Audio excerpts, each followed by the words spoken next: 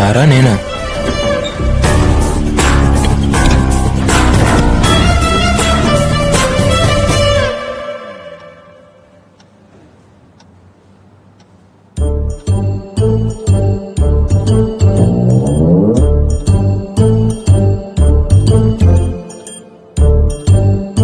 Daddy, just a minute.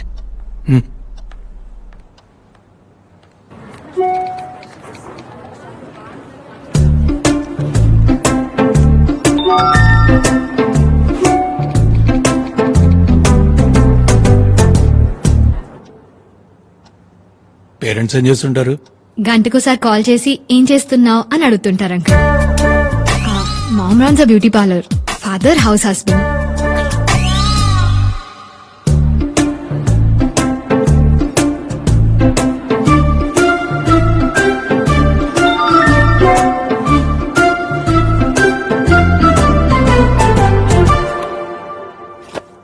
ఎక్కడ పెట్టాను?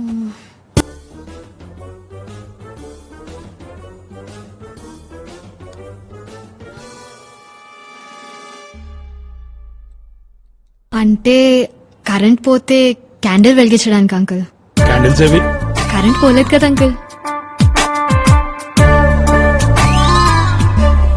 మహా, room is good but roommate is not good. వీలైనంత వరకు కీప్ అవే ఫ్రమ్ హర్. నేను డాక్టర్ గారు ఏదో డీప్ థింకింగ్ లో ఉన్నారు. పీజీ ఎంట్రన్స్ గురించేగా. డోంట్ వరీ మహా, నీ మీద నా నమ్మకం ఉంది. You're the best. అక్కడ వేలలో ఒకరికో ఇద్దరికో సీట్ వస్తుందని మీ అమ్మ టెన్షన్ పడుతోంది. నేను అన్నాను ఆలోచించక్కర్లేదే, షీల్ మేక్ us ప్రౌడ్ అని. am I right? Yeah daddy.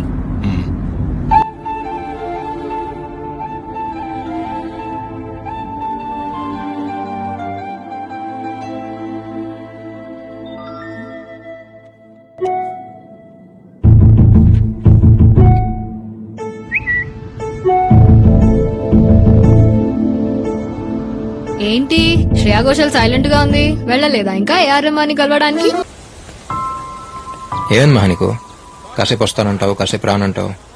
ఎందుకంత కన్ఫ్యూజన్? నీకు రావాలనిపిస్తారా లేకపోతే లేదు? సింపుల్.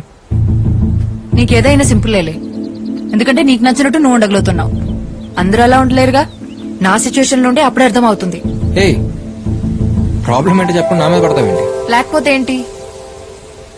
నేను పుట్టగానే నా పేరేం పెట్టాలని ఆలోచించడానికంటే ముందే పేరుకు ముందు డాక్టర్ ఉండాల్సిందే అని ఫిక్స్ అయిపోయారు. అన్నప్రాసన రోజు అన్నిటితో పాటు స్టెథోస్కోప్ కూడా పెట్టిన ఫ్యామిలీ మాది.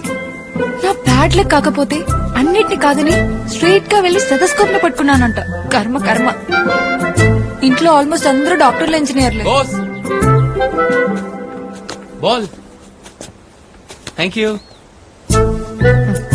వాళ్ళ అదృష్టం కొద్దీ సచిన్ టెండూల్కర్, సానియా మిర్జా మా ఫ్యామిలీలో పుట్టలేదు. పుట్టుంటేనా సచిన్ ని ఇంజనీర్, సానియా మిర్జాని డాక్టర్ చేసేసిండే వాళ్ళు మా వాళ్ళు.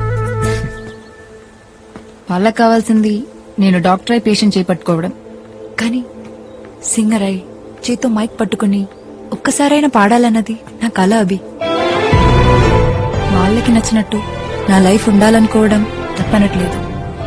బట్ బతికే నాకు నా లైఫ్ నచ్చాలిగా. Sometimes I hate myself. ఇంతకు ముందుకి ఇప్పటికి ఒకటే తేడా. ఇదివరకు ఇలాంటి సిచ్యువేషన్ వచ్చినప్పుడు నాలో నేనే అనేసుకుని, నన్ను నేనే తిట్టేసుకుని సైలెంట్ గా ఉండిపోయేదాన్ని. ఇప్పుడు చెప్పుకోవడానికి నువ్వు దొరికావు, అంతే. నాకు మ్యూజిక్ కి రాసి పెట్టలేదు అభి. వదిలే. పద. ఇక్కడికి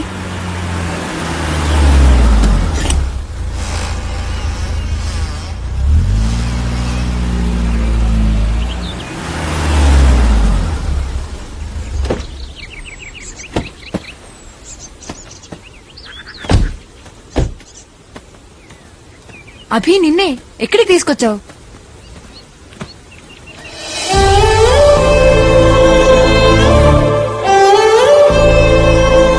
ఆరేళ్ళనుకుంటా మహా నాకు అప్పుడు. అమ్మ చనిపోయింది. చనిపోవడం అంటే ఏంటో కూడా సరిగ్గా తెలియదు. ఎక్కువ ఏడిస్తే తిరిగి వచ్చేస్తున్నామని తెలియదు. తను ఎప్పుడు బాధ అనిపించినా ఇక్కడికి వచ్చి ఏడ్చేవాడిని. అప్పుడు వచ్చాడు మహావాడు. నాకు వాడికి పెద్ద పరిచయం కూడా లేదు. నా బాధను అర్థం చేసుకునేంత వయసు కూడా కాదు వాడిది. జస్ట్ ఫ్రెండ్ అంతే. ఏడుస్తున్న నా దగ్గరికి వచ్చి నన్ను చూసి నా చేయి పట్టుకుని అప్పుడు దాకున్న బాధలోంచి బయటికి తీసుకొచ్చాడు.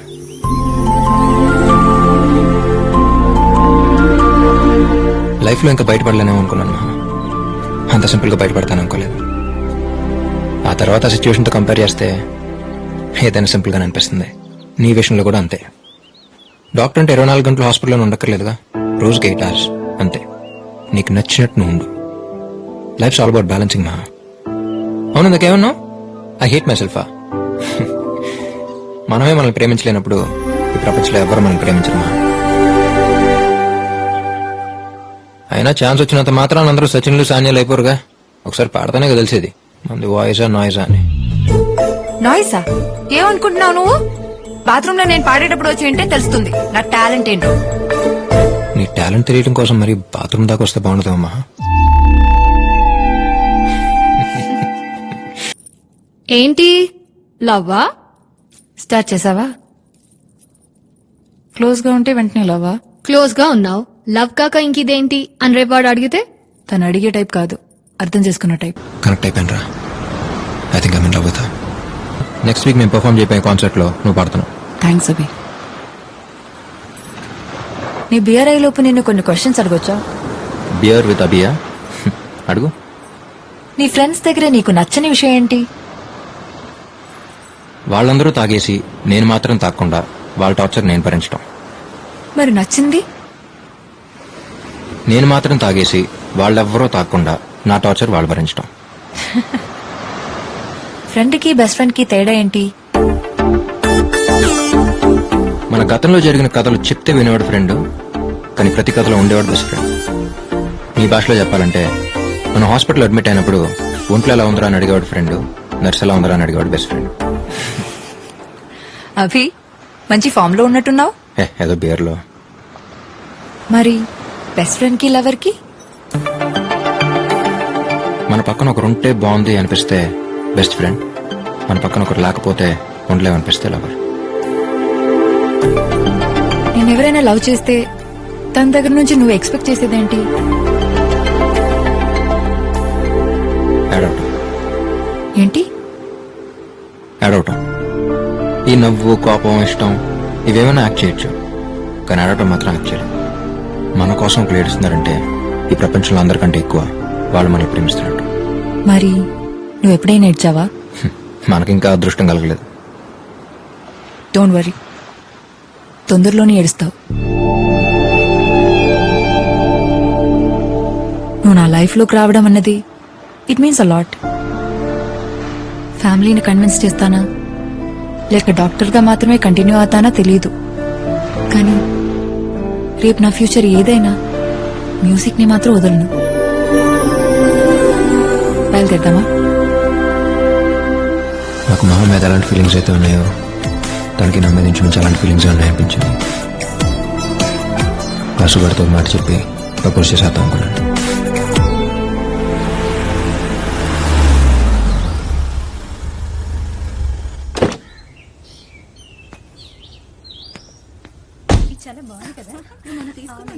రాబి, ఏ వాడొస్తేనే గాని ఇంటికి దారి కనబడదా నీకు?